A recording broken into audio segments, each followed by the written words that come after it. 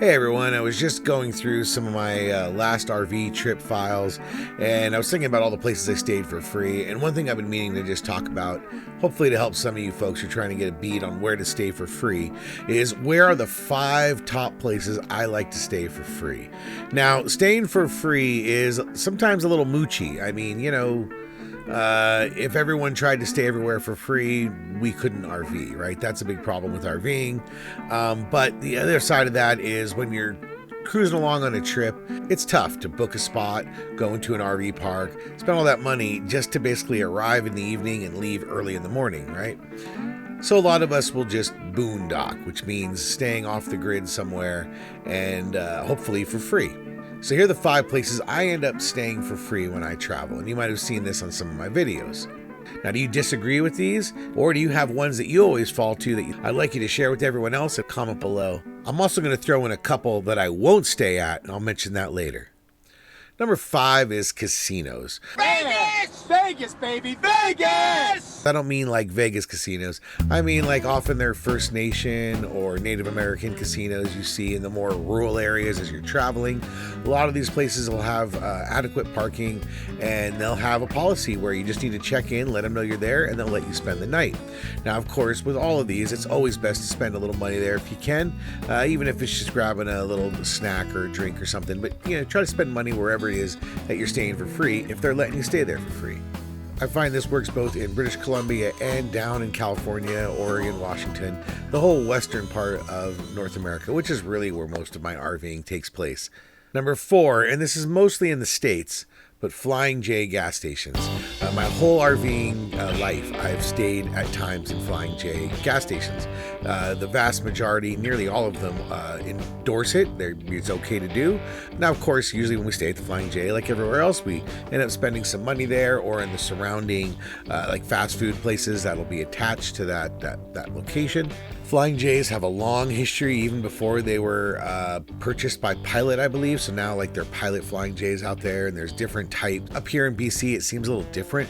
The Flying J culture and style is a little different. It's a little bit more truck stop oriented. Flying J is more of just a gas brand that seems to get purchased, and there isn't really a welcome place for RVers so much at the Flying J's up here, but that's okay. BC has a lot more places to stay, and in fact, that's a great segue into number 3, and that is Crown land or the Bureau of Land Management land down in the States, pullouts, dirt lots. I know it's a broad category, but pretty much any place I can find an iOverlander that's free and not privately owned. I'm not into staying on people's property when you're not allowed, but it's a nice thing when there's a lot of dirt lots, abandoned places, again, Bureau of Land Management, or what they have up here called Crown land, which is basically just sort of open government-owned land.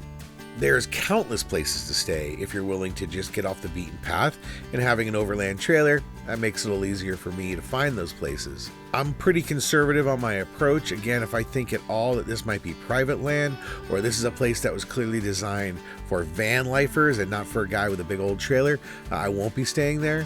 Often these places are at least, a half a kilometer or so off the road, and that's always a plus. That means it's going to be quiet, and I'm going to get a better night's sleep. Something that I come to treasure more and more as I RV is getting a good night's sleep. Is why I got myself a Tokta mattress. Here, let me explain. You know how every RV comes with a terrible mattress? Ours was no exception.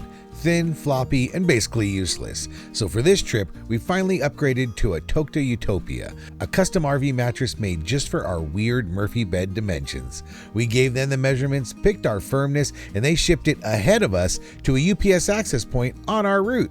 That's right, we picked it up mid-trip right in Hinton, Alberta, unboxed it in the trailer, and bam, it's amazing. Comfortable, folds perfectly, and somehow it opened up even more storage in our Murphy bed than we had before. A huge thanks to Tokta for making this possible. Honestly, this is the first time we've ever slept well in the RV. So yeah, good sleep's important, and that's why I like those BLM spots, the Crown land spots, the spots a little off the beaten path. So let's get to the last two and a couple that I normally won't do. And let me get to those right now. Here's a couple I generally don't do. I don't do Cracker Barrels. I'm not saying you shouldn't do Cracker Barrels, but I always find that Cracker Barrel parking lots can be a little smaller. It's maybe good for like a Class B or a van lifer, but when I bring in my trailer, it always feels like I'm sticking out a little bit. Plus, I don't always like to eat a big breakfast at a Cracker Barrel. I mean, sometimes I want a big breakfast, but most often my wife and I are lighter breakfast. Maybe a breakfast sandwich being kind of the biggest breakfast. Most often it's, just a muffin or some toast, some fruit, something kind of light. So, Cracker Barrel is a big kind of heavy food place, and we're often not really eating at Cracker Barrel. So why would I stay there, right? They're good. They're just not necessarily good for me with the choices I make when I go to a Cracker Barrel. And I don't stay on city streets. There's a lot of quiet areas where I probably could get away with staying the night, but for a handful of reasons, I'm not comfortable really staying in city streets. I'm anything but stealth. My RV looks like an RV, and it looks like a traveling RV. I can keep the slide out in, and if I'm alone, that's really not that big of a deal, but when we're both there, I'm pretty much going to put the slide out. That sticks out in the street, so now we've got that problem. And I'm going to be taking my dogs out in the morning and the evening. Again, that's not very stealthy, and staying on city streets is most of the time pretty darn illegal and getting more illegal every day. Shitter was full! So generally you won't find me on city streets. But where you will find me is number 2, Walmarts. Of course, Walmarts. Who doesn't like to stay at a Walmart, right? Look, it's not my favorite place to stay, but when they're allowed, and up here in Canada, there's a lot more of them that are allowed than not allowed, as opposed to when I get down to the metropolitan areas of the States, where it's almost impossible to find a Walmart to stay at. Up here, I'm generally able to find a Walmart once I get out of the big cities. Walmarts are usually quite inviting, and of course a Walmart Superstar has everything you could possibly need, and when you're on an RV trip, there's always a running list of things you need to buy at your next stop.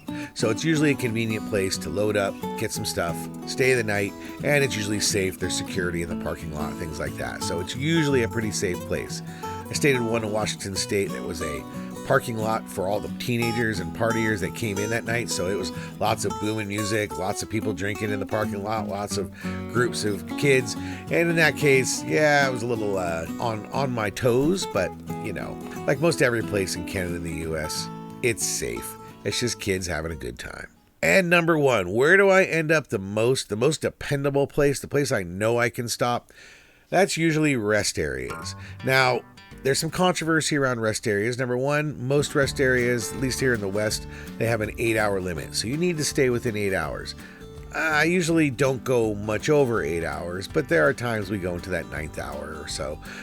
Generally, we get about 7 hours of sleep. We usually stop and eat late and then just go straight to bed. Wake up in the morning and get moving. When I'm at a rest area, I usually like to get moving early in the morning, and then I'll stop at, say, the next rest area or someplace else to maybe relax, make some breakfast, take the dogs out, just sort of settle in for the morning. But really, sitting in the front seat driving is a great place to have my morning coffee and relax. So let's get moving is my take. Now, rest areas can be a little tight, especially like if you're in Washington State, some parts of California, even up here in the more metropolitan areas of BC. If you're staying there, they're likely less spots, and you need to make sure that the truckers have a place to stop. The truckers are often on very tight, restrictive sleep schedules and drive schedules where they absolutely legally have to stop. They're depending on that rest area just like you are, and if that rest area is full, then they got to keep driving. That's illegal for them. In fact, I believe there's even functional governance on the actual trucks now for some of them that won't allow them to drive further once they've hit their legal limits. Whereas an RVer, you can make some coffee, keep driving, find the next spot. You have a lot more options than an RVer, and as an RVer, you're probably recreating. You're out there having fun, vacationing. Those guys are working, they're working hard, and it's not easy. So if you are going to use the rest areas, be very mindful of, are they very large rest areas, such as some that I featured in Oregon, that gosh, I mean, these things had literally hundreds and hundreds of spaces. And so there was more than enough room for all the trucks in the world, all the RVs in the world, and the people sleeping in their cars. Another trick you can do is if you don't want to take up the space for the trucks, you want to leave those big legal spaces for the trucks, go park on the car side. Boo-hoo, you're taking up 3 or 4 car spots overnight at a rest area. That's not really hurting anybody. Now, calm down, Skeeter. They ain't hurting nobody. No! That's going to be fine. There's more than enough room for all the rest of the cars. But then you're not affecting the trucks. And if a truck went over and did that, they'd get in big trouble. You're not going to get messed with. Just go park your RV over in the car side. it's important that you be respectful of truckers. But having said that, I am highly reliant on rest areas. Up here in BC, there's some very massive rest areas. On this last trip, I went to rest areas where literally no one pulled into the rest area all night. It was just us. That's happened to me multiple times here in British Columbia. So in the remote areas, rest areas are my primary place I focus on, or at least I make those the waypoints. If I decide to stop at a nicer place, I'll do so. If I see a cool pullout or something, or even a cool campground, I might do that. But I often am building my itinerary around the rest areas because I know they're there, I know I can legally stop for 8 hours, and I'm going to do it in a respectful manner. So that's what I do. That's how I get away with a lot of free RVing. I mean, let's face it, man, I'm spending $200, $300, and $400 a day in gas sometimes. What's the point of really worrying about the extra $40 for a camping spot? But RV parks also come with a little extra time. You've got to check in, you've got to park. Pulling in and out of a rest area is a real fast way to keep moving on your trip. So the in-between days, you'll often find me pulling into a rest area.